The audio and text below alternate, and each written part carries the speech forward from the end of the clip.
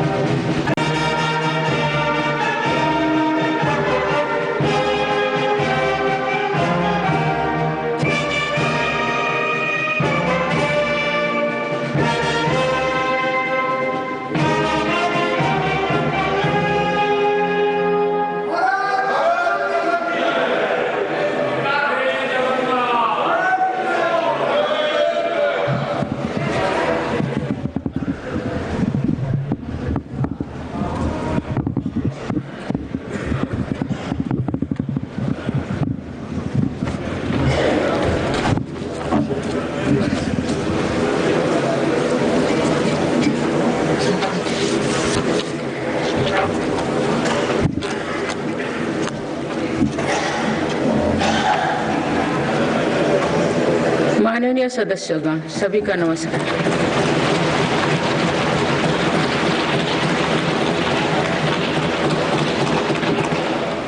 इस नए सदन भवन में ये मेरा पहला संबोधन है। आज की अमृतकाल की शुरुआत में ये भव्य भवन बना है। यहाँ एक भारत श्रेष्ठ भारत की महक भी है। भारत की सभ्यता और संस्कृति की चेतना भी है। इसमें हमारी लोकतांत्रिक और संसदीय परंपराओं के सम्मान का प्रण भी है। साथ ही 21वीं सदी के नए भारत के लिए नई परंपराओं के निर्माण का संकल्प भी है। मुझे पूरा विश्वास है कि इस नए भवन में नीतियों पर सार्थक संवाद होगा। ऐसी नीतियां जो आजादी के अमृत काल में विकसित भारत का निर्माण करेगी। मैं आप सभी को अपनी शुभकामनाएं देती हूँ। माननीय सदस्यगण, ये हमारे संविधान के लागू होने का भी 75वां वर्षगांठ है। इसी कालखंड में आजादी के 75 वर्षों का उत्सव अमृत महोत्सव भी संपन्न हुआ है। इस दौरान देश भर में अनेक कार्यक्रम हुए। देश ने अपने गुमनाम स्वतंत्रता सेनानियों को याद किया। 75 साल बाद युवा पीढ़ी ने फिर स्वतंत्रता संग्राम के उस कालखंड को जिया। इस उत्सव के दौरान मेरी माटी मेरा देश अभियान के तहत देश भर के हर गांव की मिट्टी के साथ अमृत कलश दिल्ली लाया गया। 2 लाख से ज्यादा शिला फलकों स्थापित किए गए। 3 करोड़ से ज्यादा लोगों ने 5 प्राणों की शपथ ली। 70,000 से ज्यादा अमृत सरोवर बने। 2 लाख से ज्यादा अमृत वाटिकाओं का निर्माण हुआ। 2 करोड़ से ज्यादा पेड़ पौधे लगाया गया। 16 करोड़ से ज्यादा लोगों ने तिरंगा के साथ सेल्फी अपलोड की। अमृत उत्सव के दौरान ही कर्तव्य पथ पर नेताजी सुभाष चंद्र बोस की प्रतिमा स्थापित की गई। राजधानी दिल्ली में देश के अब तक के सभी प्रधानमंत्रियों की समर्पित म्यूजियम खोला गया। शांति निकेतन और होयबला मंदिर वर्ल्ड हेरिटेज लिस्ट में शामिल हुई। साहिबजादों की याद में वीरवाल दिवस घोषित हुआ। भगवान बिरसा मुंडा के जन्म दिवस को जनजातीय गौरव दिवस घोषित किया गया। विभाजन की विभीषिका को याद करते हुए 14 अगस्त को विभाजन विभीषिका स्मृति दिवस घोषित किया गया। माननीय सदस्यगण, बीता वर्ष भारत के लिए ऐतिहासिक उपलब्धियों से भरा रहा है। इस दौरान देशवासियों का गौरव बढ़ाने वाले अनेक पल आए। दुनिया में गंभीर संकटों के बीच भारत सबसे तेजी से विकसित होती बड़ी अर्थव्यवस्था बना। लगातार 2 क्वार्टर से भारत की विकास दर 7.5% से ऊपर रही है। भारत चंद्रमा के दक्षिण ध्रुव पर झंडा फहराने वाला पहला देश बना। भारत ने सफलता के साथ आदित्य मिशन लॉन्च किया। धरती से 15 लाख किलोमीटर दूर अपनी सैटेलाइट पहुंचाई। ऐतिहासिक G20 सम्मेलन के सफलता ने पूरे विश्व में भारत की भूमिका को सशक्त किया। भारत ने एशियाई खेलों में पहली बार 100 से अधिक मेडल जीते। पारा एशियाई खेलों में भी 100 से अधिक मेडल जीते। भारत को अपना सबसे बड़ा समुद्री पुल अटल सेतु मिला। भारत को अपनी पहली नमो भारत ट्रेन तथा पहली अमृत भारत ट्रेन मिली। भारत दुनिया से सबसे तेजी से 5G रोल आउट करने वाला देश बना। भारतीय एयरलाइंस कंपनी ने दुनिया की सबसे बड़ी एयरक्राफ्ट डील की। पिछले साल ही मेरी सरकार ने मिशन मोड में लाखों युवाओं की सरकारी नौकरी दी है।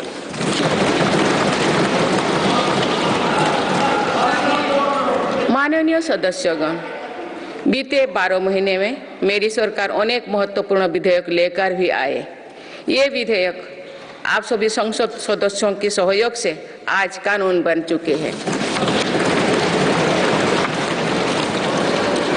ये ऐसे कानून हैं जो विकसित भारत के संकल्पों की सिद्धि का मजबूत आधार है। तीन दशक बाद नारी शक्ति बंधन अधिनियम पारित करने के लिए मैं आपकी सराहना करती हूँ।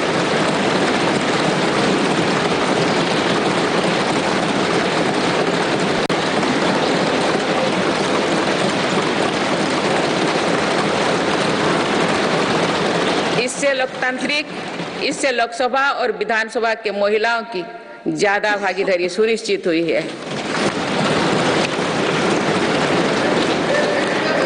ये वुमेनली डेवलपमेंट के मेरी सरकार के संकल्प को मजबूत करता है। रिफॉर्म, परफॉर्म और ट्रांसफॉर्म के अपने कमिटमेंट को मेरी सरकार ने लगातार जारी रखा है। गुलामी के कालखंड में प्रेरित क्रिमिनल जस्टिस सिस्टम अब इतिहास हो गया है। आप दंड को नहीं अपितु न्याय को प्राथमिकता है। न्याय सर्वोपरि के सिद्धांतों पर नई न्याय संहिता देश को मिली है। डिजिटल पर्सनल डेटा प्रोटेक्शन अधिनियम से डिजिटल स्पेस और सुरक्षित होने वाला है।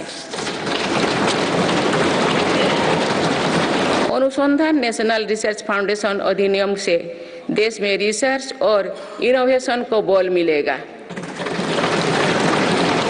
जम्मू और कश्मीर आरक्षण कानून से वहां भी जनजातीय समुदाय को प्रतिनिधित्व का अधिकार मिलेगा। इस दौरान सेंट्रल यूनिवर्सिटी कानून में भी संशोधन किया गया। इससे तेलंगाना में सरोक का सेंट्रल ट्राइबल यूनिवर्सिटी बनने का रास्ता सुगम हुआ। पिछले वर्ष 76 अन्य पुराने कानून को भी हटाया गया है। मेरी सरकार परीक्षाओं में होने वाली गड़बड़ी को लेकर युवाओं की चिंता से अवगत है। इसीलिए ऐसे गलत तरीके को सख्ती के लिए नया कानून बनाने का निर्णय लिया है। माननीय सदस्यगण, कोई भी राष्ट्र तेज गति से तभी आगे बढ़ सकता है जब वो पुराने चुनौतियों का परास्त करते हुए अपने ज्यादा से ज्यादा ऊर्जा भविष्य निर्माण में लगाए। पिछले 10 वर्षों में भारत ने राष्ट्र हित में ऐसे अनेक कार्यों को पूरा होते हुए देखा है जिनका इंतजार देश के लोगों को दशकों से था। राम मंदिर के निर्माण की आकांक्षा सदियों से थी, आज ये सोच हो चुका है।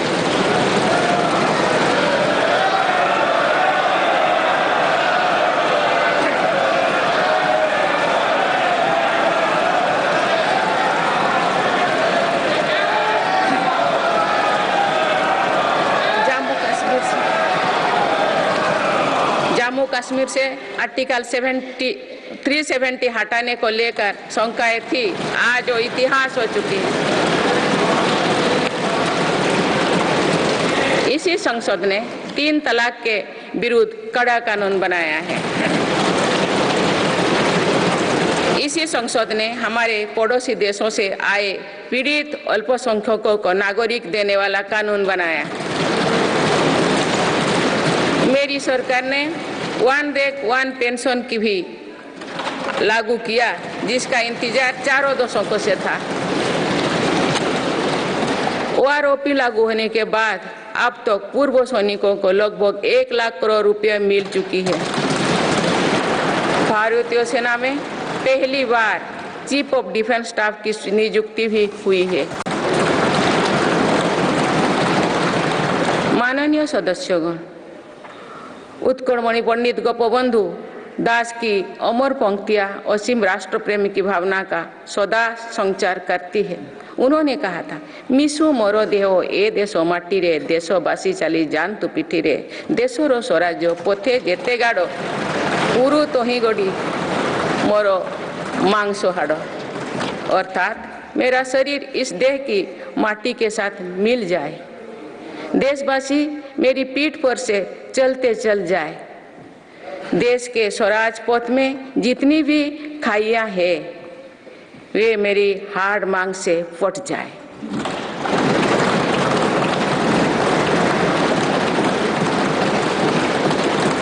इन पंक्तियों में हमें कर्तव्यों की पराकाष्ठा दिखती है। राष्ट्र सर्वोपरि का आदर्श दिखाई देता है। ये उपलब्धियां जो आज देख रही है वो बीते 10 वर्षों की साधना का विस्तार है। हमें सभी बचपन से गरीबी हटाओ के नारे सुनते आ रहे हैं। अब हम जीवन में पहली बार बड़े पैमाने पर गरीबी को दूर होने देख रहे हैं। नीति आयोग के अनुसार मेरी सरकार के एक दशक के कार्यकाल में करीब 25 करोड़ देशवासी गरीबी से बाहर निकले हैं।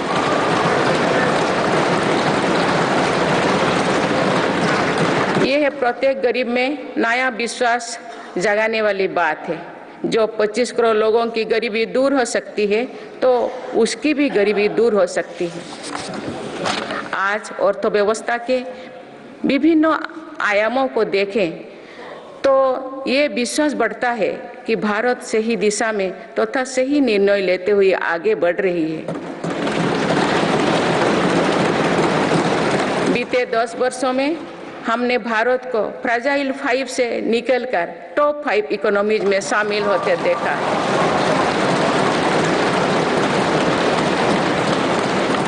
भारत का निर्यात करीब $450 बिलियन से बढ़कर $775 बिलियन से अधिक हो गया है। पहले की तुलना में FDI द्विगुना हुआ है। खादी और ग्रामोद्योग के उत्पादों की बिक्री में 4 गुना से अधिक की वृद्धि हुई है।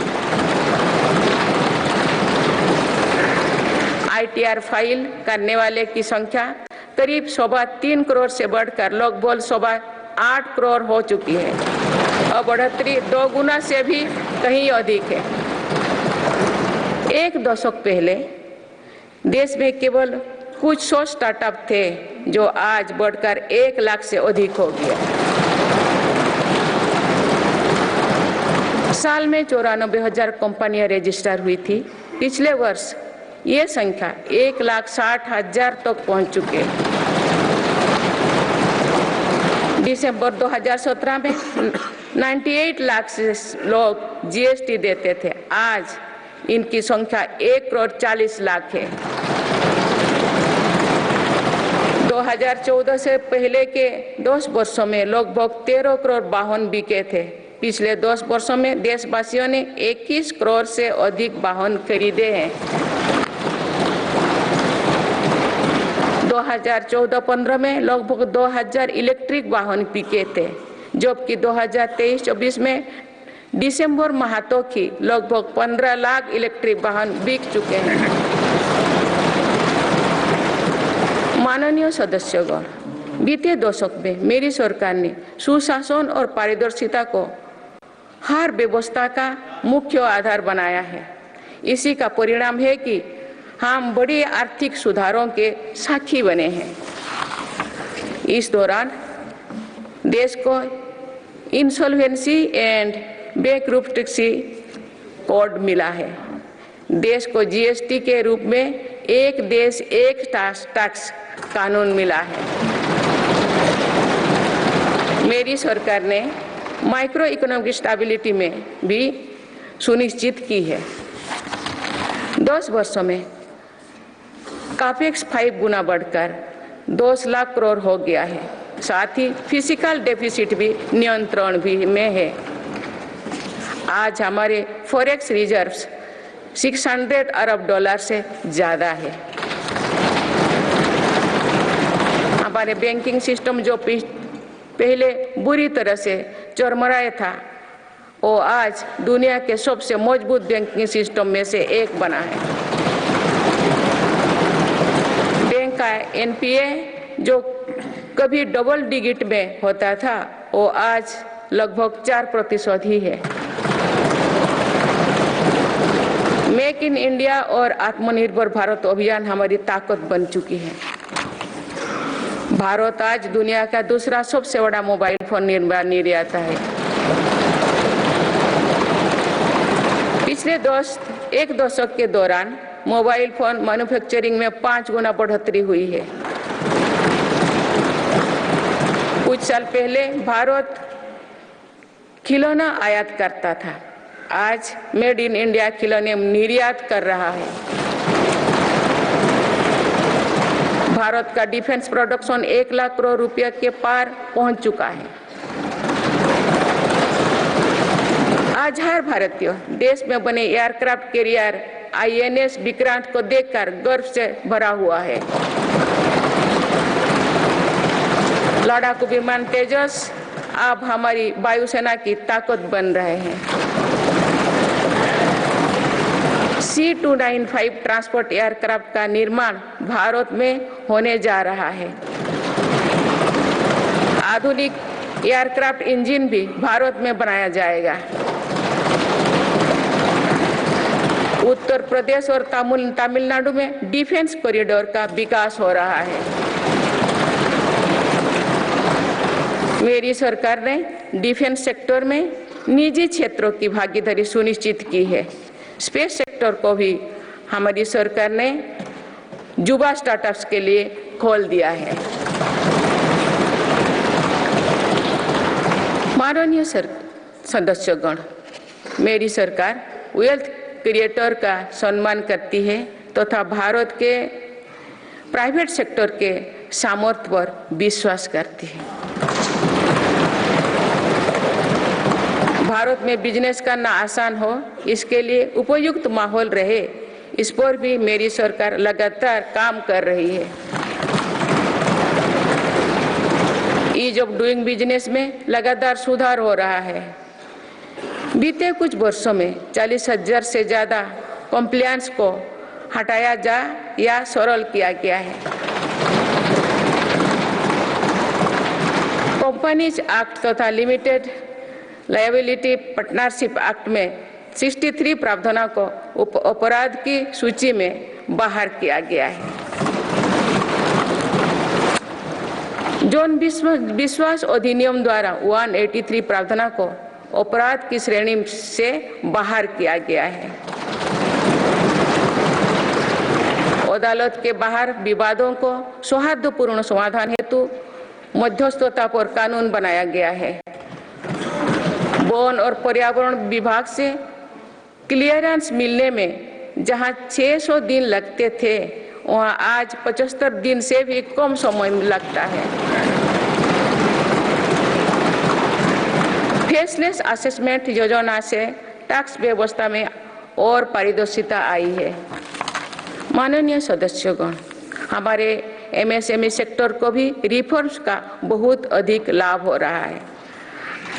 आप अवगत है कि हमारे MSMEs में आज करोड़ों देशवासी काम कर रहे हैं।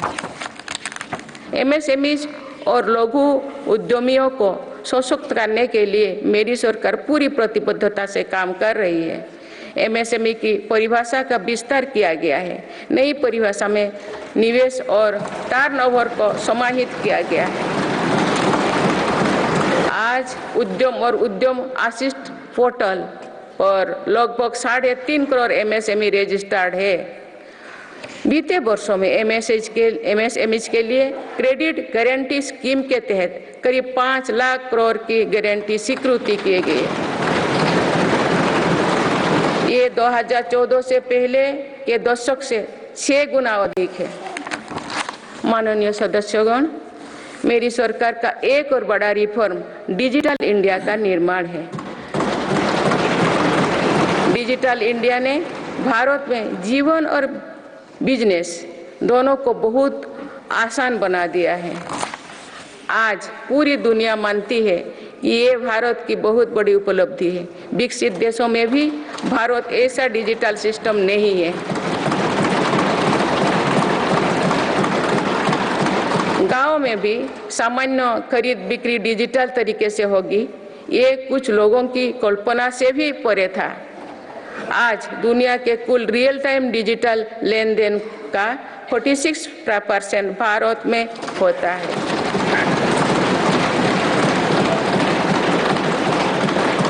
पिछले महीने यूपीआई से रिकॉर्ड 1200 करोड़ ट्रांजैक्शन हुई है। इसके तहत 18 लाख करोड़ रुपया का रिकॉर्ड लेन देन हुआ है। दुनिया के दूसरे देश भी आज यूपीआई से ट्रांजैक्शन की सुविधा दे रही है। डिजिटल इंडिया के कारण बैंकिंग आसान हुई है और लेन देन भी सरल हुआ है। जनधन आधार मोबाइल की त्रिशक्ति से भ्रष्टाचार पर लगाम लगने में मदद मिली है। मेरी सरकार अब तक 34 लाख करोड़ रुपया डीबीटी से ट्रांसफर कर चुके हैं।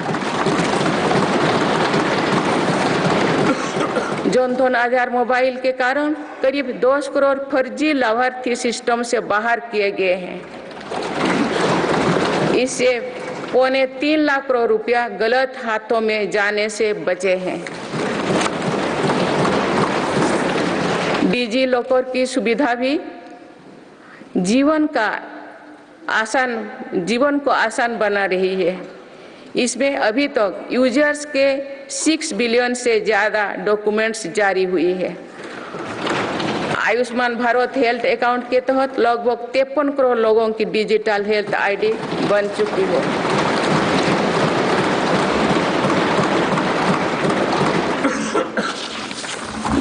माननीय सदस्यगण, डिजिटल के साथ साथ फिजिकल इंफ्रास्ट्रक्चर पर भी रिकॉर्ड निवेश हुई है। आज भारत में ऐसा इंफ्रास्ट्रक्चर बन रहा है जिसका सपना हर भारतीय देखता था। पिछले 10 वर्षों के दौरान गांवों में 4.25 लाख किलोमीटर नई सड़कें बने हुए हैं। नेशनल हाईवे की लंबाई 90,000 किलोमीटर से बढ़कर 1,40,000 किलोमीटर हुई है। 4 लेन नेशनल हाईवे की लंबाई 2.5 गुना बढ़ी है। हाई स्पीड कॉरिडोर की लंबाई 500 किलोमीटर थी, जो आज 4,000 किलोमीटर है। एयरपोर्ट की संख्या 74 से 2 गुना बढ़कर 149 हो चुकी है। देश के बड़े बंदरगाह पर कार्गो हैंडलिंग कैपेसिटी 2 गुना हो गई है। ब्रॉडबैंड इस्तेमाल करने वालों की संख्या में 14 गुना बढ़ोतरी हुई है। देश को लगभग 2 लाख गांव पंचायत को ऑप्टिकल फाइबर से जोड़ा जा चुका है। 4 लाख से अधिक कॉमन सर्विस सेंटर भी खुले हैं, जो रोजगार का बड़ा माध्यम बने हैं। देश में 10,000 किलोमीटर गैस पाइपलाइन भी बढ़ाई गई है। One nation one power grid से बिजली की व्यवस्था में सुधार हुआ है। One nation one gas grid से गैस आधारित अर्थव्यवस्था को बल मिल रहा है। सिर्फ 5 शहरों तक सीमित मेट्रो की सुविधा आज 20 शहरों में है। 25,000 किलोमीटर से ज्यादा रेलवे ट्रैक बिछाई गई। ये कोई विकसित देश के कुल रेलवे ट्रैक की लंबाई से भी ज्यादा है। भारत रेलवे के 100% इलेक्ट्रिफिकेशन के बहुत निकट है। इस दौरान भारत में पहली बार सेमी हाई स्पीड ट्रेन शुरू हुई है।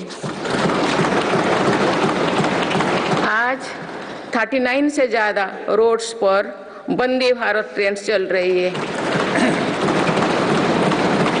अमृत भारत स्टेशन योजना के तहत 1,300 से ज्यादा रेलवे स्टेशनों का कायाकल्प हो रहा है। माननीय सदस्यगण, मेरी सरकार मानती है कि विकसित भारत की भव्य इमारत 4 मजबूत स्तंभों पर खड़ी होगी। ये स्तंभ है युवा शक्ति, नारी शक्ति, किसान और गरीब।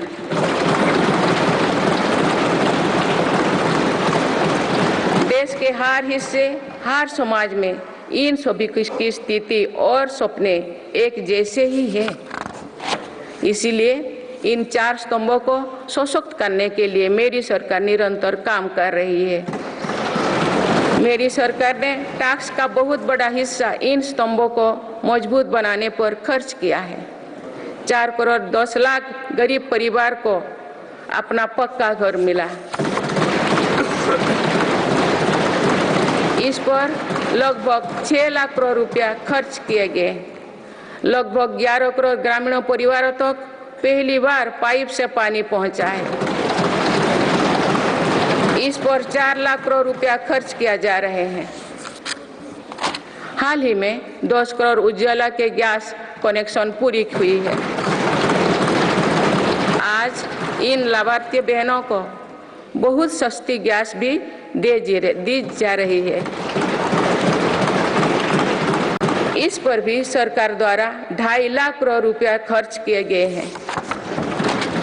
कोरोना काल से ही 80 करोड़ देशवासियों को मुफ्त राशन दिया जा रहा है।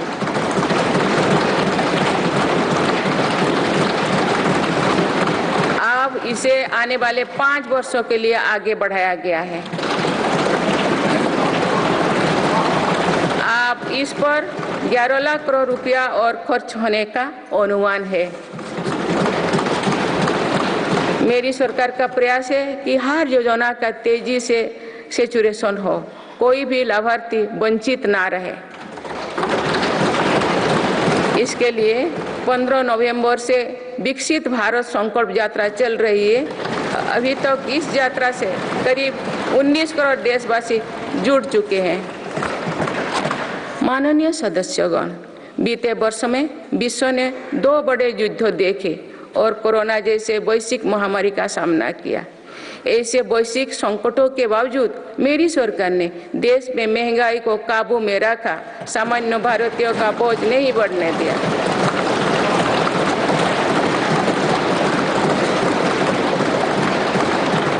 दो 2014 से पहले के 10 वर्षों में औसत महंगाई दर 8% से अधिक थी। पिछले दशकों में औसत महंगाई दर 5% रही। मेरी सरकार का प्रयास रहा है कि सामान्य देशवासी की जेब में अधिक से अधिक बचत कैसे हो। पहले भारत में 2 लाख रुपये की आय पर टैक्स लग जाता था। आज भारत में 7 लाख रुपये तक की आय पर भी टैक्स नहीं लगता। टैक्स छूट और रिफॉर्म्स के कारण भारत के टैक्स पेयर्स को 2 साल में करीब 2.5 लाख करोड़ रुपया की बचत हुई है। आयुष्मान योजना के अलावा भी केंद्र सरकार विभिन्न हॉस्पिटल्स में मुफ्त इलाज की सुविधा देती है। इससे देश के नागरिकों के 3.5 लाख करोड़ रुपया खर्च होने से बचे हैं। जन औषधि केंद्रों की वजह से मरीजों के करीब 28,000 करोड़ रुपया खर्च होने से बचे हैं। कोरोनरी स्टेंट्स, घुटने के इम्प्लांट्स तथा कैंसर की दवाओं की कीमत भी कम की गई है। इससे मरीजों की हर वर्ष लगभग 27,000 करोड़ रुपया की बचत हो रही है। मेरी सरकार किडनी के मरीजों के लिए मुफ्त डायलिसिस का अभियान भी चला रही है। इसका लाभ प्रतिवर्ष 21 लाख से ज्यादा मरीज उठा रहे हैं। इसके प्रतिवर्ष 1 लाख रुपया खर्च होने से बचे हैं। गरीबों को सस्ता राशन मिलता रहे, इसके लिए मेरी सरकार ने पिछले दशक में करीब 20 लाख करोड़ रुपया खर्च किए हैं। भारतीय रेल में यात्रा के लिए रेलवे प्रत्येक टिकट पर करीब 50% डिस्काउंट देते हैं। इससे गरीब और मध्यम वर्ग के यात्रियों को हर वर्ष 60,000 करोड़ रुपया की बचत होती है। गरीब और मध्यम वर्ग को कम कीमत पर हवाई टिकट मिल रहे हैं। उड़ान योजना के अंतर्गत गरीब और मध्यम वर्गों को हवाई टिकटों पर 3,000 करोड़ रुपया से ज्यादा की बचत हुई है। LED बल्ब की योजना के कारण बिजली के बिलों में 20,000 करोड़ रुपया में अधिक बचत हुई है। जीवन ज्योति बीमा योजना और सुरक्षा बीमा योजना के तहत गरीबों को 16,000 करोड़ रुपया से ज़्यादा की क्लेम राशि मिली है।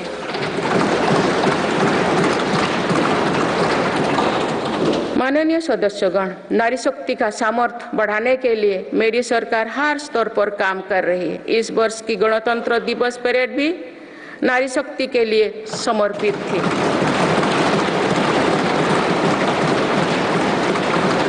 इस परेड में दुनिया ने हमारी बेटियों के सामर्थ्य की झलक देखी। मेरी सरकार ने जल, स्थल, नभ और अंतरिक्ष हर तरफ बेटियों की भूमिका का विस्तार किया है। हम सब जानते हैं कि महिलाओं के लिए आर्थिक स्वतंत्रता के क्या मायने हैं। मेरी सरकार ने महिलाओं की आर्थिक भागीदारी बढ़ाने के लिए निरंतर प्रयास किए हैं। आज लगभग 10 करोड़ महिलाएं स्वयं सहायता समूह से जुड़ चुके हैं। इन समूहों को 8 लाख करोड़ रुपया बैंक लोन और 40,000 करोड़ रुपया की आर्थिक सहायता दी गई है। मेरी सरकार 2 करोड़ महिलाओं को लाखपति दीदी बनाने का अभियान चला रही है।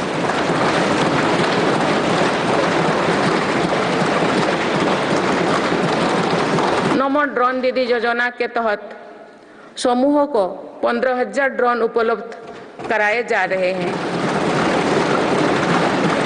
मातृत्व अवकाश 12 सप्ताह से बढ़ाकर 26 सप्ताह करने से देश की लाखों महिलाओं को बहुत मदद मिली है। मेरी सरकार ने महिलाओं की पहली बार सशस्त्र बलों में परमानेंट कमीशन दिया गया है। पहली बार सैनिक स्कूलों और राष्ट्रीय रक्षा अकादमी में महिला कैडेट्स के प्रवेश दिया गया है। आज महिलाएं फाइटर पायलट भी है और नौसेना के जहाज को भी पहली बार कमांड कर रहे हैं।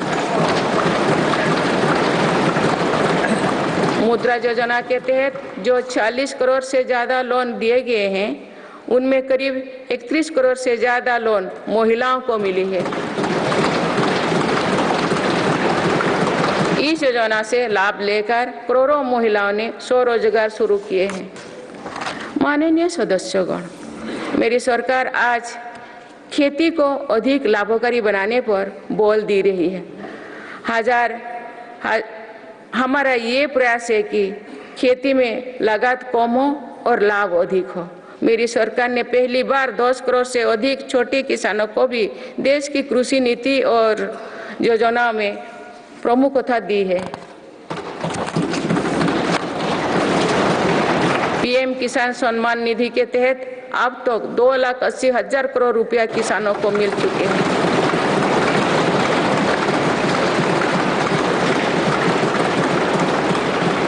सालों में किसानों के लिए बैंक से आसान लोन में 3 गुना वृद्धि की गई है।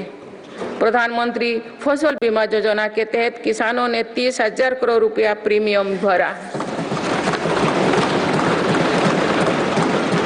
इसके बदले उन्हें 1.5 लाख करोड़ रुपए का क्लेम मिला है।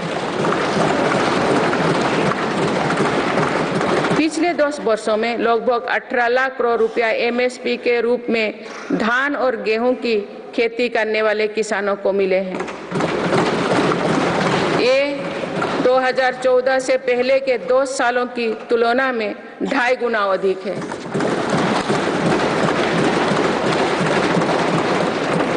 पहले तिलहन और दलहन फसलों की सरकारी खरीदी नहीं की बराबर थी। पिछले दशकों में तिलहन और दलहन की खेती करने वाले किसानों को एमएसपी के रूप में 1.25 लाख करोड़ रुपया मिले हैं।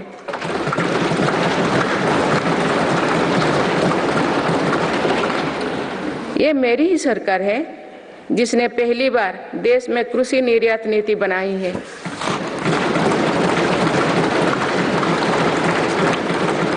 इससे एग्रीकल्चर एक्सपोर्ट 4 लाख करोड़ रुपया तक पहुंचा है। किसानों को सस्ती खाद मिले, इसके लिए 10 सालों में 11 लाख करोड़ रुपया से अधिक खर्च किए गए हैं। मेरी सरकार ने 1.25 लाख से ज्यादा प्रधानमंत्री किसान समृद्धि केंद्र स्थापित किए हैं। अभी तक लगभग 8,000 किसान उत्पादक संघ FPO बनाए जा चुके हैं। मेरी सरकार कृषि में सहकारिता को बढ़ावा दे रहे हैं। इसके लिए देश में पहली बार सहकारिता मंत्रालय बनाया गया है। सरकारी क्षेत्र में दुनिया की सबसे बड़ी अनाज भंडारण योजना शुरू की गई है। जिन गांव में सहकारी समितियां नहीं है, वहां 2 लाख समितियां बनाई जा रही है। मत्स्य पालन क्षेत्र में 38,000 करोड़ रुपया से अधिक की योजनाएं चलाई जा रही है, जिसके कारण मत्स्य उत्पादन पिछले 10 साल में 95 लाख मीट्रिक टन से बढ़कर 175 लाख मीट्रिक टन यानी लगभग 2 गुना हो गया है। इनलैंड फिशरीज का उत्पादन 61 लाख मीट्रिक टन से बढ़कर 131 लाख मीट्रिक टन हो गया है। मत्स्य पालन क्षेत्र में निर्यात भी 30,000 करोड़ रुपया से बढ़कर 64,000 करोड़ रुपया तक यानी 2 गुनी से ज्यादा बढ़ा है। देश में पहली बार पशुपालकों और मछुआरों को किसान क्रेडिट कार्ड का लाभ दिया गया है। पिछले दशकों में प्रति व्यक्ति दूध उपलब्धता 40% बढ़ी है। पशुओं को खुरपका और मुंहपका बीमारियों से बचाने के लिए पहली बार मुफ्त टीकाकरण अभियान चल रहा है। अब तक 4 चरणों में 50 करोड़ से ज्यादा टीका पशुओं की दिए जा चुके हैं। माननीय सदस्यगण, जनकल्याण की ये जितनी भी योजनाएं हैं, ये सिर्फ सुविधाएं भर नहीं है, इसका देश के नागरिकों के पूरे जीवन चक्र पर सकारात्मक असर पड़ रहा है। विभिन्न सरकारी और गैर सरकारी संस्थाओं द्वारा मेरी सरकार की योजनाओं के प्रभावों का अध्ययन किया गया है। इसके परिणाम बहुत ही प्रभावकारी है और गरीबी से लड़ रहे दुनिया के हर देश को प्रेरित कर रहने वाले हैं। बीते वर्षों में विभिन्न संस्थाओं के अध्ययन में सामने आया है कि 11 करोड़ शौचालयों के निर्माण और खुले में शौच बंद होने से अनेक बीमारियों की रोकथाम हुई है। इससे शहरी क्षेत्र के हर गरीब परिवार को इलाज पर प्रति वर्ष 60,000 रुपया तक की बचत हो रही है। पाइप से शुद्ध पेयजल मिलने से भी प्रति वर्ष लाखों बच्चों की जान बच रही है। पीएम आवास योजना पर हुई अध्ययन के अनुसार पक्के घर से परिवार की सामाजिक प्रतिष्ठा और गरिमा बढ़ी है। पक्के घर में बच्चों की पढ़ाई बेहतर हुई है और ड्रॉप आउट की दर में कमी आई है। प्रधानमंत्री सुरक्षित मातृत्व अभियान के वजह से आज देश में 100% संस्थागत प्रसव हो रही है। इस वजह से माता मृत्यु दर में भी भारी गिरावट आई है। एक और अध्ययन के अनुसार उज्ज्वला योजना के लाभार्थी परिवारों में गरीब बीमारी की घटनाओं में कम आई है। माननीय सदस्यगण, मेरी सरकार मानव केंद्रित विकास पर बल दे रही है। हमारे लिए हर नागरिक की गरिमा सर्वोपरि है। यही सामाजिक न्याय की हमारी अवधारणा है। भारत के संविधान के हर अनुच्छेद का संदेश भी यही है। हमारे यहाँ लंबे समय तक सिर्फ अधिकारों पर चर्चा होती थी। हमने सरकार के कर्तव्यों पर भी बल दिया। इससे नागरिकों में भी कर्तव्य भाव जागा। आज अपने अपने कर्तव्य के पालन से हर अधिकार की गारंटी का भाव जागृत हुआ। मेरी सरकार ने उनकी भी सूद ली है जो अब तो विकास की धारा से दूर रहे हैं।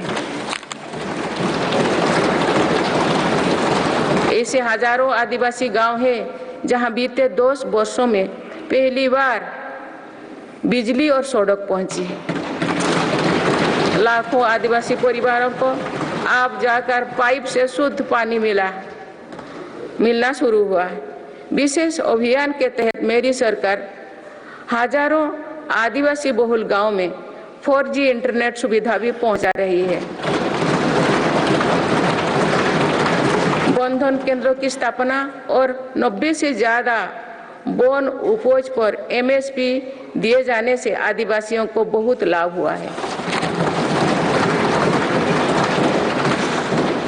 मेरी सरकार ने पहली बार जनजातियों में भी सबसे पिछड़े जनजातियों को की सूद ली है।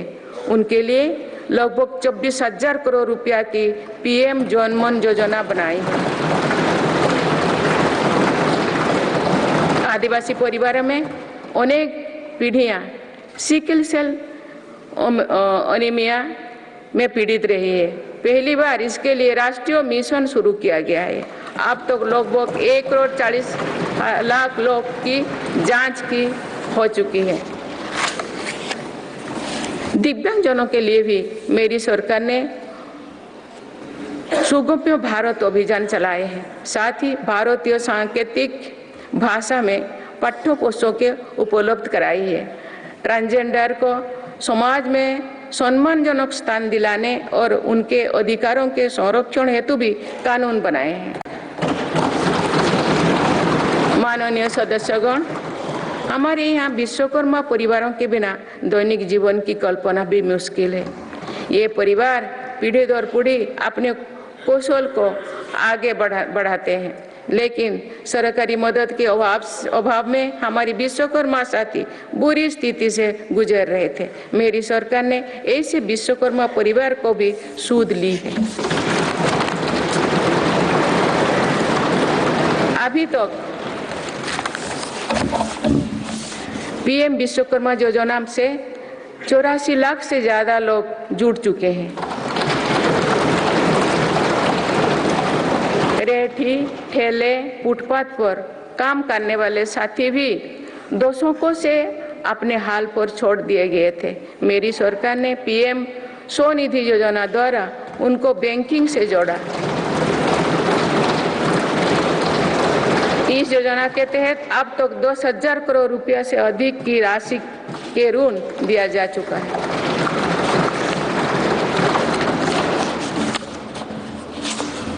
सरकार ने इन पर भरोसा करते हुए बिना कोलेटरल के ऋण दिया है। इस भरोसे के मजबूत करते हुए अधिकांश लोगों ने ऋण भी वापस किया है, अगली किस्त का भी लाभ उठाया है।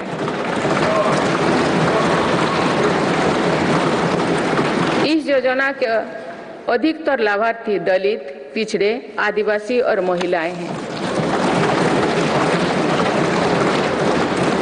माननीय सदस्यगण, सबका साथ, सबका विकास, सबका विश्वास और सबका प्रयास के मंत्र पर चल रही मेरी सरकार समाज के हर वर्ग को उचित अवसर देने में जुटी है।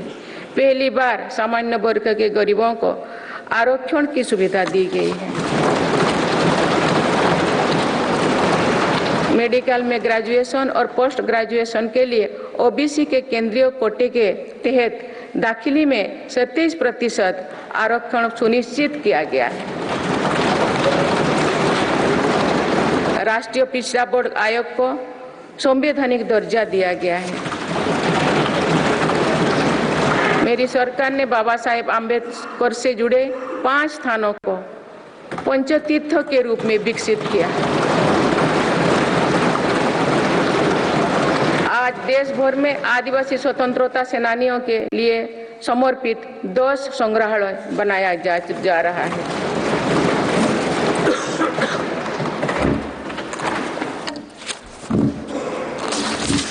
माननीय सदस्यगण, मेरी सरकार ने ऐसे क्षेत्रों की भी पहली बार विकास से जोड़ा है जो दशकों तक उपेक्षित रहे। हमारी सीमाओं से सटे गांवों को देश का अंतिम गांव माना जाता था। मेरी सरकार ने उन्हें देश का पहला गांव बनाया।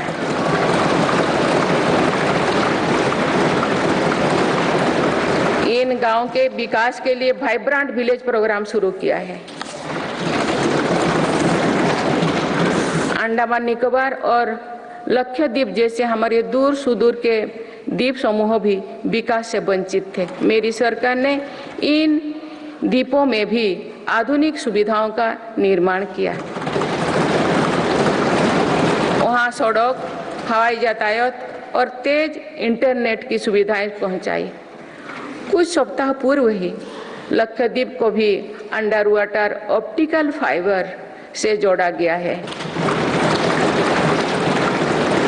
इससे स्थानीय लोगों के साथ ही पर्यटकों को भी सुविधा होगी।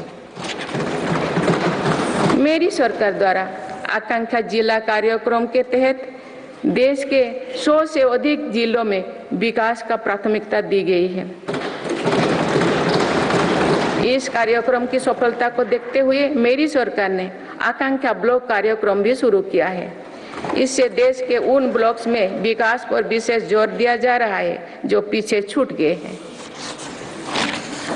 माननीय सदस्यगण, मेरी सरकार आज पूरी सीमा पर मॉडर्न इंफ्रास्ट्रक्चर बना रही है। एक काम बहुत पहले ही प्राथमिकता के आधार पर हो जाना चाहिए था। आतंकवाद हो या विस्तारवाद, हमारी सेनाएं आज जैसे को तैसा की नीति के साथ जवाब दे रही है।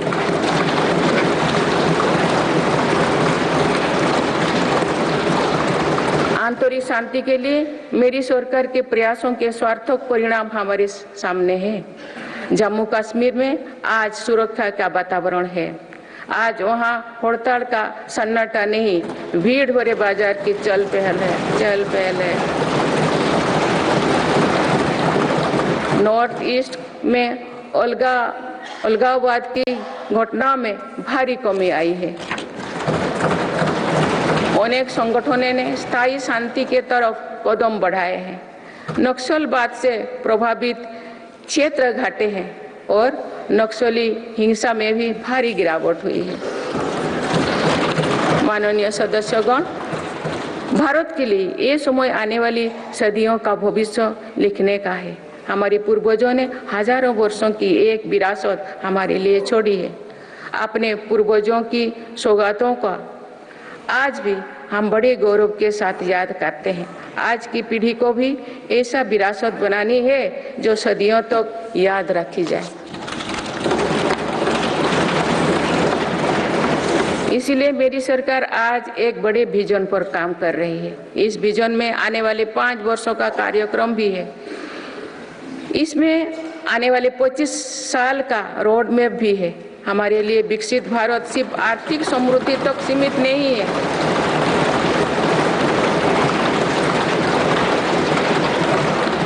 हमारे लिए विकास भारत सिर्फ आर्थिक समृद्धि तक सीमित नहीं है। हम सामाजिक, सांस्कृतिक और सामरिक ताकत को भी उतना ही महत्व देते हैं।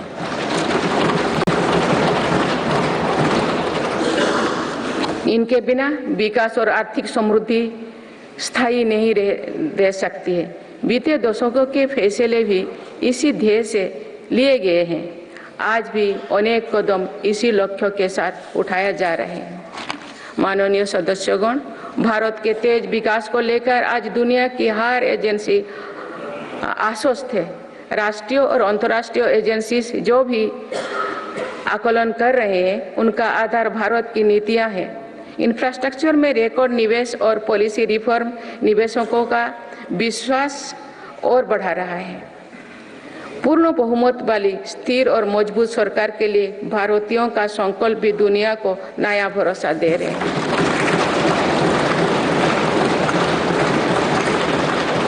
आज दुनिया को विश्वास है कि भारत ही ग्लोबल सप्लाई चेन को सशक्त कर सकता है। इसीलिए भारत भी आज इसके लिए बड़े कदम उठा रहे हैं। देश में एमएसएमई का एक मजबूत नेटवर्क बनाया जा रहा है। मेरी सरकार ने 14 सेक्टर्स के लिए PLI योजनाएं शुरू किए हैं। इसके तहत अभी तक लगभग 9 लाख करोड़ रुपया का उत्पादन हो चुका है। इससे देश में रोजगार और स्वरोजगार के लाखों नए अवसर बने। PLI से इलेक्ट्रॉनिक्स, फार्मा, फूड प्रोसेसिंग और मेडिकल डिवाइस के सेक्टर में भी लाभ हो रहा है। मेडिकल डिवाइस से जुड़े दर्जनों प्रोजेक्ट्स में उत्पादन शुरू हो चुका है। मेरी सरकार ने देश में 3 बल्क ड्रग पार्क भी बनाए हैं। माननीय सदस्यगण, आज मेड इन इंडिया एक ग्लोबल ब्रांड बन चुका है। मेक इन इंडिया को लेकर आज दुनिया आकर्षित हो रही है। आत्मनिर्भर भारत के लक्ष्यों को दुनिया समझ रही है। आज दुनिया भर की कंपनियां भारत में नए सेक्टर्स को लेकर उत्साहित है। सेमीकंडक्टर सेक्टर में हो रहा निवेश इसका उदाहरण है। सेमीकंडक्टर सेक्टर से इलेक्ट्रॉनिक्स और ऑटोमोबाइल सेक्टर को भी बहुत लाभ होगा। मेरी सरकार आज ग्रीन मोबिलिटी को बहुत प्रोत्साहित दे रही है। बीते कुछ सालों में ही देश में लाखों इलेक्ट्रिक वाहनों का निर्माण हुआ है। अब तो हम भारत में ही बड़े हवाई जहाज की मैन्युफैक्चरिंग के लिए भी कदम बढ़ा चुके हैं। आने वाले समय में मैन्युफैक्चरिंग सेक्टर्स में करोड़ों नए रोजगारों का सृजन होगा। माननीय सदस्यगण, विश्व में आज ऐसे उत्पादों को विशेष मांग है जो पर्यावरण के अनुकूल है। इसलिए मेरी सरकार जीरो इफेक्ट जीरो डिफेक्ट पर बल दे रही है। आज ग्रीन एनर्जी पर हमारा बहुत फोकस है। 10 वर्षों में नॉन फॉसिल फ्यूल पर आधारित ऊर्जा क्षमता 81 गीगावाट से बढ़कर 188 गीगावाट हो चुके हैं। इस दौरान सोलर पावर कैपेसिटी में 26 गुना बढ़ोतरी हुई है। इसी तरह विंड पावर कैपेसिटी 2 गुनी हो चुकी है। रिन्यूएबल एनर्जी इंस्टॉल कैपेसिटी की दृष्टि से हम दुनिया में 4थे नंबर पर हैं। विंड पावर कैपेसिटी में भी हम 4थे नंबर पर हैं। सोलर पावर कैपेसिटी में हम 5वें नंबर पर हैं। भारत में 2030 तक अपनी स्थापित क्षमता का 50% नॉन फॉसिल फ्यूल में से भरा करने का लक्ष्य रखा है। बीते 10 वर्षों में 11 नए सोलर पार्क बन चुके हैं। 9 सोलर पार्क्स पर आज काम चल रहा है। कुछ दिन पहले ही घर की छत पर सोलर एनर्जी उपलब्ध कराने के लिए एक नई योजना घोषित की गई है।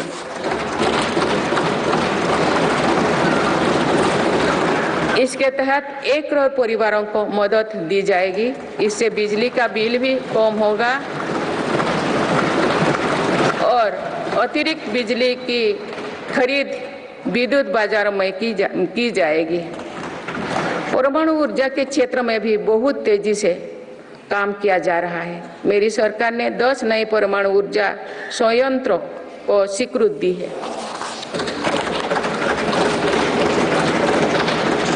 हाइड्रोजन एनर्जी के क्षेत्र में भी भारत तेज गति से आगे बढ़ रहा है। हम अभी तक लद्दाख और दमन दीव में 2 प्रोजेक्ट शुरू कर चुके हैं। मेरी सरकार ने इथेनॉल के क्षेत्र में अभूतपूर्व काम किया है। देश 12% इथेनॉल ब्लेंडिंग का लक्ष्य हासिल कर चुका है।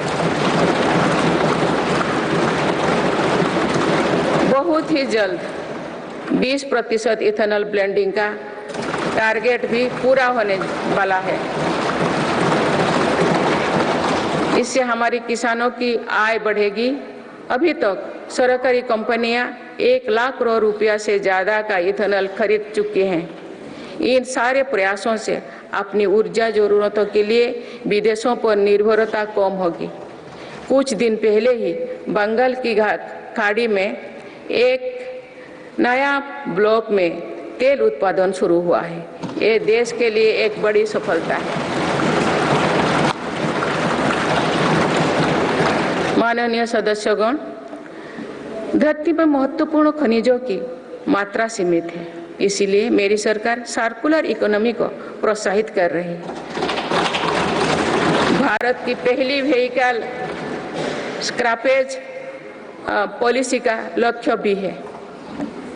गहरे समुद्रों में खनिजों की संभावनाओं को तलाशना भी जरूरी है। इसी लक्ष्य के साथ डीप ओशन मिशन शुरू किया है। इस मिशन में अपने समुद्री जन जीवन के बारे में हमारी समझ भी बेहतर होगी।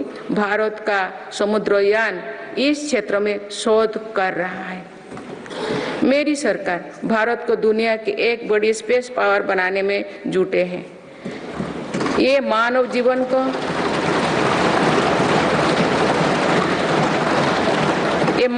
को बेहतर बनाने का एक माध्यम है।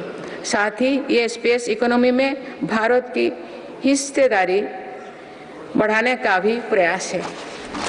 भारत के स्पेस प्रोग्राम के विस्तार के लिए महत्वपूर्ण फैसला लिए गए हैं। इसके कारण अनेक नए स्पेस स्टार्टअप्स बने हैं। अब वो दिन दूर नहीं है जो भारत का गगनयान स्पेस में जाएगा।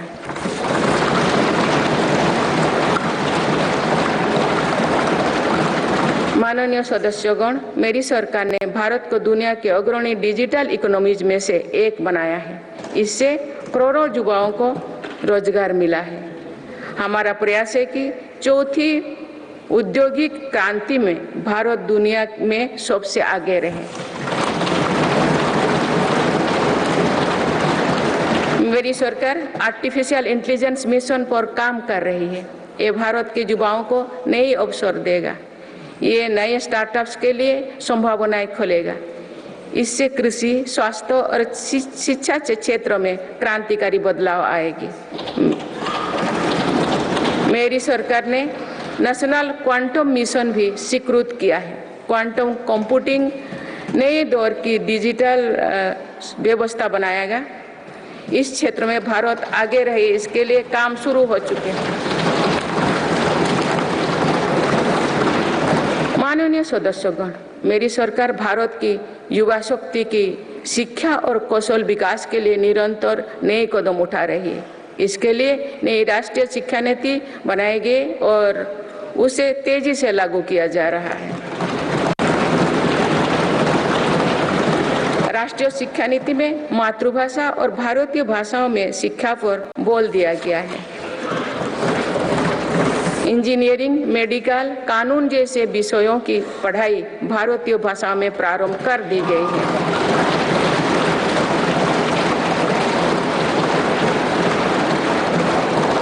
स्कूली शिक्षा में गुणवत्ता लाने के लिए मेरी सरकार 14,000 से अधिक पीएम श्री विद्यालयों पर काम कर रही है। इनमें से 6,000 से अधिक विद्यालय शुरू हो चुके हैं। मेरी सरकार के प्रयासों से देश में ड्रॉप आउट रेट कम हुआ है। उच्च शिक्षा में छात्राओं के दाखिले ज्यादा हो रही है। अनुसूचित जाति के विद्यार्थियों के नामांकन में लगभग 44% वृद्धि हुई है। नामांकन में अनुसूचित जनजाति के विद्यार्थियों की 65% और ओबीसी के विद्यार्थियों को 44% अधिक वृद्धि हुई है। इनोवेशन को बढ़ावा देने के लिए अटल इनोवेशन मिशन के अंतर्गत 2000 अटल टिंकरिंग लैब स्थापित किए गए हैं। इसमें 1 करोड़ से अधिक विद्यार्थी जुड़े हैं। साल 2014 तक देश में 7 एम्स और 390 से भी कम मेडिकल कॉलेज थे। वही पिछले दशक में 16 एम्स और 315 मेडिकल कॉलेज स्थापित किए गए।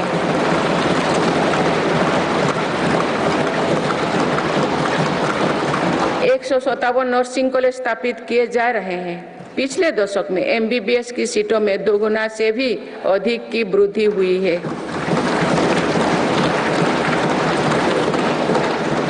माननीय सदस्यगण, पर्यटन क्षेत्र युवाओं के लिए रोजगार देने वाला एक बड़ा सेक्टर है। मेरी सरकार ने बीते 2 वर्षों में पर्यटन के क्षेत्र में अभूतपूर्व काम किए हैं। भारत में घरेलू टूरिस्ट की संख्या के साथ ही भारत आने वाले विदेशी पर्यटकों की संख्या भी बढ़ी है।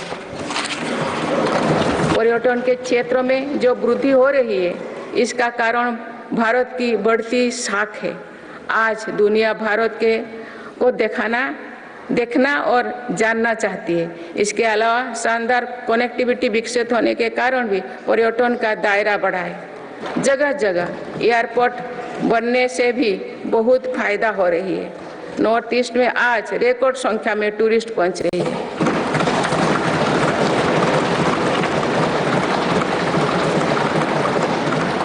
अंडमान निकोबार और लक्षद्वीप को लेकर उत्साह चरम पर है।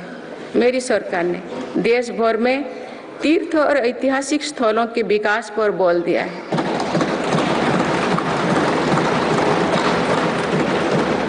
इससे अब भारत में तीर्थ यात्रा आसान हुई है। वही दुनिया भी भारत में हेरिटेज टूरिज्म को लेकर आकर्षित हो रही है। बीते 1 वर्ष में 8.5 करोड़ लोग काशी गए हैं।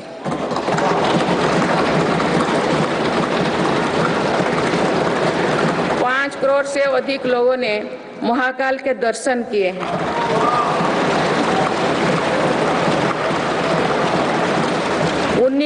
19 लाख से अधिक लोगों ने केदार धाम की यात्रा की है। अयोध्या धाम में ही प्राण प्रतिष्ठा के बाद 5 दिनों में ही 13 लाख श्रद्धालु दर्शन कर चुके हैं।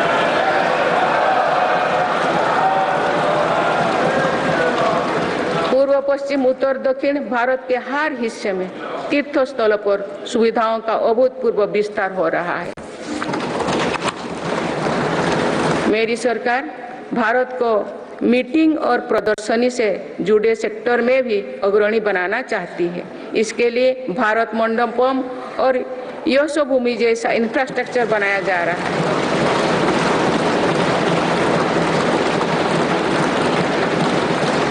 आने वाले समय में टूरिज्म रोजगार का एक बहुत बड़ा माध्यम बनेगा। माननीय सदस्यगण, देश की युवा शक्ति को कौशल और रोजगार से जोड़ने के लिए हम स्पोर्ट्स इकोनॉमी को मजबूत कर रहे हैं। मेरी सरकार ने खेलों और खिलाड़ियों को अभूतपूर्व मदद दी है। आज भारत एक बहुत बड़ी खेल शक्ति बनने की ओर अग्रसर हो रहे हैं।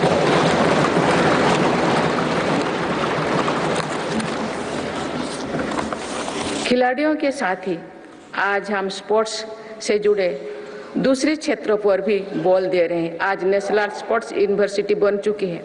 देश में हमने दर्जनों सेंटर ऑफ एक्सीलेंस बनाए हैं। इससे स्पोर्ट्स को एक प्रोफेशन के रूप में चुनने का अवसर युवाओं को मिलेगा।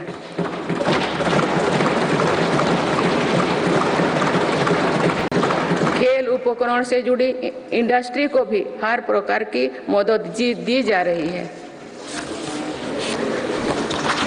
बीते 2 वर्षों में भारत ने अनेक खेलों से जुड़े इंटरनेशनल स्पोर्ट्स इवेंट्स का शानदार आयोजन किया। देश के युवाओं में कर्तव्यबोध और सेवा भाव का विस्तार करने के लिए मेरा युवा भारत संगठन बनाया गया है। अभी तक इस संगठन से लगभग 1 करोड़ युवा जुड़ चुके हैं। माननीय सदस्यगण, संक्रमण काल में एक मजबूत सरकार होने का क्या मतलब होता है, ये हमने देखा है। बीते 3 वर्षों से पूरी दुनिया में उथल-पुथल मची हुई है। दुनिया के अलग अलग हिस्सों में दरार पड़ गए हैं। इस कठिन दौर में मेरी सरकार ने भारत को विश्व मित्रों के रूप में स्थापित किया है।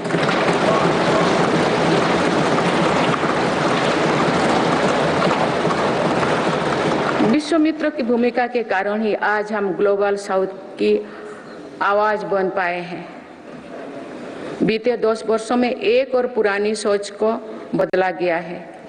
पहले डिप्लोमेसी से जुड़े कार्यक्रम को दिल्ली के गलियारी तो की सीमित रखा जाता था। मेरी सरकार ने इसमें भी जनता की सीधी भागीदारी सुनिश्चित की है। इसका एक बेहतरीन उदाहरण भारत द्वारा G20 अध्यक्षता के दौरान देखा गया है।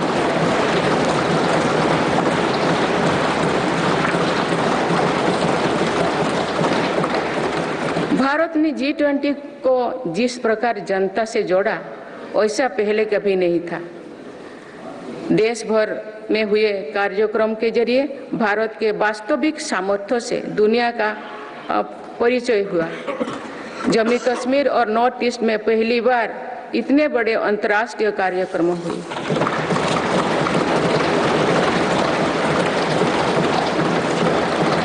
पूरी दुनिया ने भारत में हुए ऐतिहासिक G20 सम्मेलन की प्रशंसा की। ऐसे बंटे हुए माहौलों में भी एक मत से दिल्ली घोषणा पत्र जारी होना ऐतिहासिक है। वुमेन लेड डेवलपमेंट से लेकर पर्यावरण के मुद्दों पर भारत का विजन दिल्ली घोषणा पत्र की नींव बना है। हमारे प्रयासों से G20 में अफ्रीकन यूनियन के स्थायी सदस्यता को भी सराहा गया है। इसी सम्मेलन के दौरान Bharat middle east Europe corridor के निर्माण की घोषणा हुई है। ये कॉरिडोर भारत के सामुद्रिक सामर्थ्यों को और सशक्त करेगा। ग्लोबल बायोफ्यूल अलायंस का लॉन्च होना भी बहुत बड़ी घटना है। इस प्रकार के कदम वैश्विक समस्याओं के समाधान में भारत की भूमिका का विस्तार कर रहे हैं। माननीय सदस्यगण, मेरी सरकार ने वैश्विक विवादों और संघर्षों के इस दौरे में भी भारत के हितों को मजबूती से दुनिया के सामने रखा है। भारत की विदेश नीति का दायरा आज अतीत की विदेशों से कहीं आगे बढ़ चुका है। आज भारत अनेक वैश्विक संगठनों का सम्मानित सदस्य है। आज आतंकवाद के खिलाफ भारत दुनिया के एक प्रमुख आवाज है।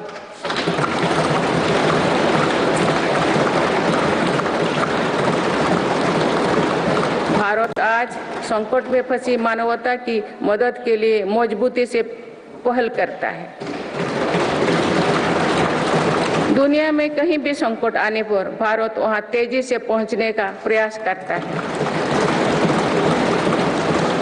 मेरी सरकार ने दुनिया भर के काम कर रहे भारतीयों में नया भरोसा जगाया है।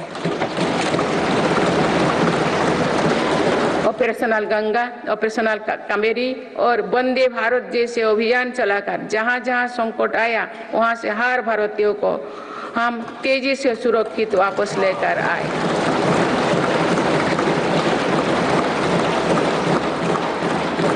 मेरी सरकार ने योग, प्राणायाम और आयुर्वेद की भारतीय परंपरा को पूरी दुनिया तक पहुंचाने के लिए निरंतर प्रयास किए।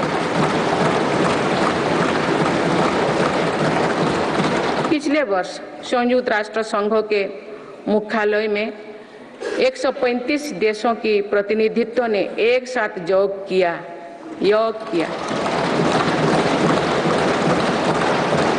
ये अपने आप में एक नया रिकॉर्ड है। मेरी सरकार ने आयुष पद्धतियों के विकास के लिए एक नया मंत्रालय बनाया है।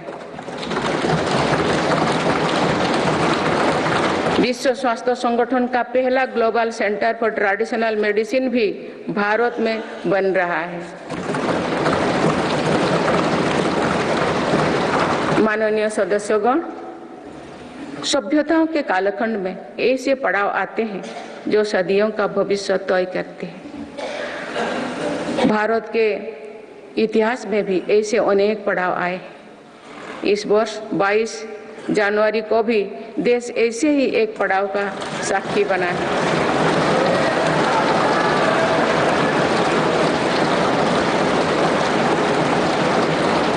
सदियों की प्रतीक्षा के बाद अयोध्या में रामलला अपने भव्य मंदिर में विराजमान।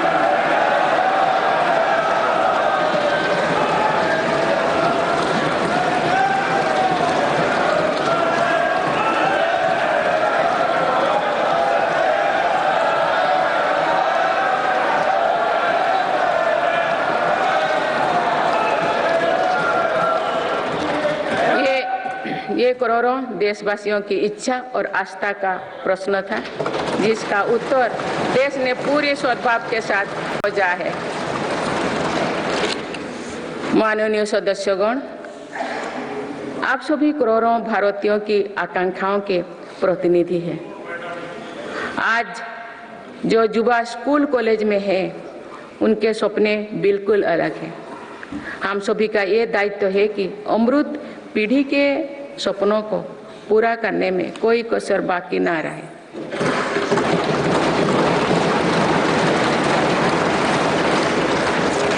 विकसित भारत हमारी अमृत पीढ़ी के सपनों को साकार करेगा। इसलिए हम सभी को एक साथ मिलकर संकल्पों की सिद्धि के लिए जुड़ना होगा।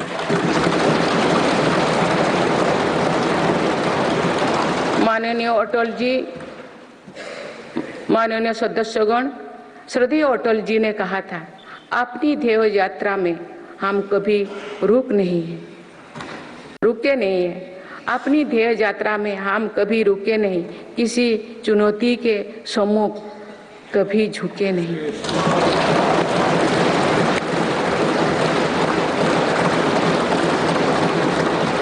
मेरी सरकार 140 करोड़ देशवासियों के सपनों को पूरा करने की गारंटी के साथ आगे बढ़ रही है।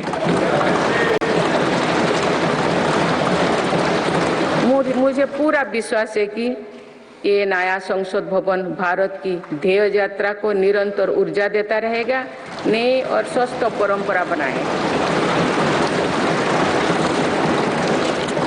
वर्ष 2047 को देखने के लिए अपने साथी तो अब इस सदन में नहीं होंगे, लेकिन हमारी विरासत ऐसे होनी चाहिए कि तब की पीढ़ी हमें याद रखे।